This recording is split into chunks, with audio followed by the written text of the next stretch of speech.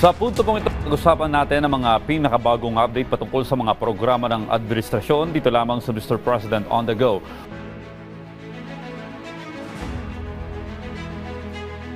Junior.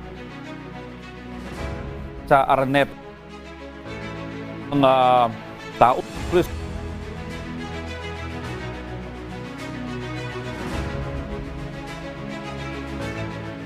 at palasyo. Sa gitna ng makukulay na ilaw at musika, ikinuwento ng Pangulo kung bakit napaka-espesyal ng Pasko para sa mga Pilipino. Kapag dumating na ianya yung buwan ng Setyembre, may mga ilaw na, parol at dekorasyon na sa mga tahanan ng mga Pilipino.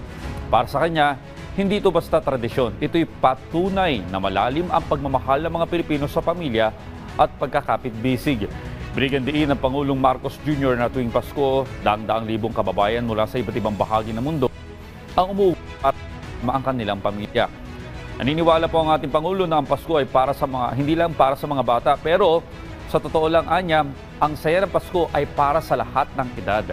Damaan niya ang saya ng Pasko basta't kapiling ang mga mahal sa buhay. Matapos ang pag-iilaw ng Christmas tree, ay nagsalo-salo po yung mga bisita sa panonood ng Puso ng Pasko, ang kauna-unahang full-length of Filipino Christmas Ballet. Itinanghal ito ng Alice Reyes Dance Club kasama ang Manila Symphony Orchestra at Ryan K. Abiab Singers, isang pagdiriwang ng talento, musika at kulturang Pinoy.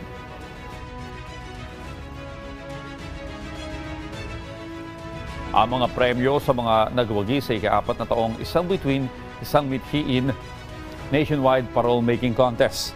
Mahigit 130 entries mula sa TESDA Training Institutes ang sumali ngayong taon. Bit-bit ang tema na Ilaw ng Bayan, Parol ng Pag-asa at Pagkakaisa. Sa gabi ng liwanag at tradisyon, muling ipinakita ng mga Pilipino ang kanilang likas na talento at malasakit sa Pasko.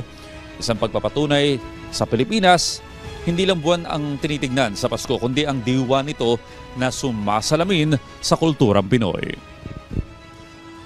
At yan po muna ang ating update ngayong umaga. Abangan ang susunod nating tatalakayin patungkol sa mga aktibidad at programa ng kasalukuyang administrasyon dito lamang sa Mr. President on the Go.